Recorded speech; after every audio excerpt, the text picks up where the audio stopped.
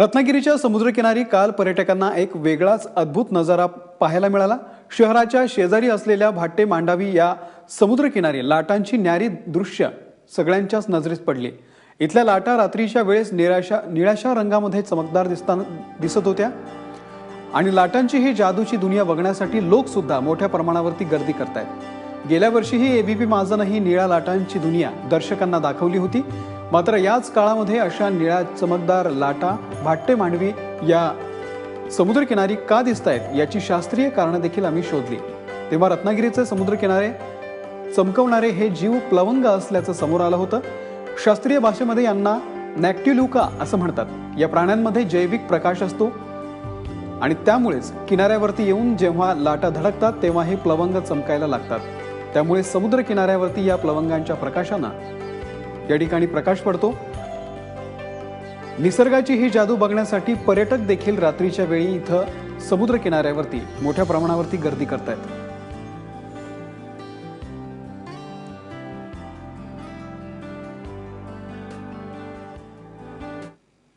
तर भाटे समुद्र किनाऱ्यावरती चमकदार लाटा पाहण्यासाठी गर्दी केलेल्या पर्यटकांचा कसा अनुभव आहे पाहूयात। रत्नागिरीत गेल्या वर्षी ॲक्च्युली एबीपी माझावरच न्यूज बघितल्या होत्या की रत्नागिरीत प्रवाह दिसतंय, निळ्या कलरच्या लाटा दिसत आहेत। त्यावेळी आम्ही गेलो होतो बघायला, तेव्हा दिसल्या, पण त्यावेळी माझ्याकडे कॅमेरा नव्हता, नुसतंच बघता आलं। यावेळी सोशल मीडियावरून काही ठिकाणून बातम्या आल्या की अशा दिसायला लागल्या आहेत परत। त्यावेळी यावेळी मी कॅमेरा घेऊन तिथे गेलो आणि जवळ जाऊन खूप चांगली पिक्चर्स पण घेता आली त्याची। तिथे अगदी जवळ जाऊन आम्ही त्याच्यात पाय टाकल्यावर पण बाजूला ब्ल्यू कलरचा लाईट लागला आणि हे फोटो बघितल्यावर कोणालाही सहज वाटेल की आतमध्ये निऑनचं लाइटिंग केलं की काय, अशा प्रकारच्या लाटा येत होत्या। खूपच सुंदर एक्सपिरियन्स। आणि या संदर्भामध्ये अधिक माहिती देण्यासाठी आमचे प्रतिनिधी सचिन देसाई आपल्या सोबत आहे। सचिन, रत्नागिरीच्या समुद्र किनाऱ्यावरती लाटांची ही निळाई कशी होते आणि हा स्वर्गीय अनुभव पर्यटकांना कसा वाटतोय? रत्नागिरीच्या समुद्रकिनारी काल रात्री उशिरा रत्नागिरीकरांना एक अद्भुत नजारा अनुभवायला मिळाला। काल रात्री 8-8:30 नंतर रत्नागिरीच्या भाटे समुद्रकिनारी निळ्या लाटा समुद्रकिनारी येत आहेत असं लोकांना कळलं आणि मग लोकांनी या सगळ्या निळ्या लाटा अनुभवायला गर्दी केली।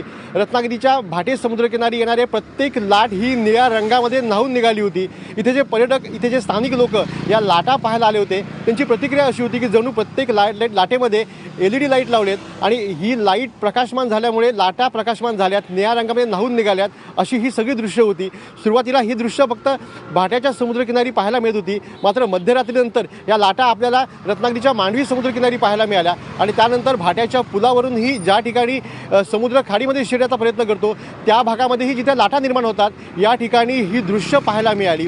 अर्थात यामागे सगळी शास्त्रीय कारणं आहेत। अतिसूक्ष्म असे प्लवंग आहेत, त्यांचं शास्त्रीय नाव नॉक्टिल्युका असं आहे आणि हे सूक्ष्म प्लवंग करोडोंच्या संख्येने रत्नागिरीच्या समुद्रकिनारी आलेत आणि हे जेव्हा प्लवंग किनाऱ्यावरती येतात, लाटांवरती एकमेकांवरती आपटतात तेव्हा ते प्रकाशमान होतात। या सगळ्या प्लवंगांमध्ये एक जैविक प्रकाश निर्माण करण्याची शक्ती असते आणि एकमेकांवर आपटल्यानंतर हा जैविक प्रकाश निर्माण होतो आणि या सगळ्या लाटा आपल्याला प्रकाशमान झालेल्या निळ्या रंगामध्ये न्हाऊन निघालेल्या पाहायला मिळतात।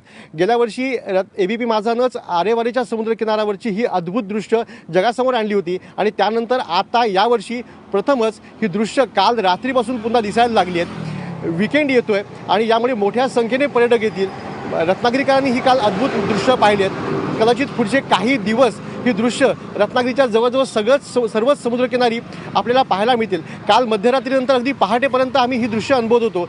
हे जे प्लवंग आहेत हे जेव्हा समुद्रकिनारी येतात, वाळूवरती येतात, त्या वाळूवर जरी आपण पाय दिला तरी आपल्या पायाभोवतीची जी वाळू असते तीही प्रकाशमान होते।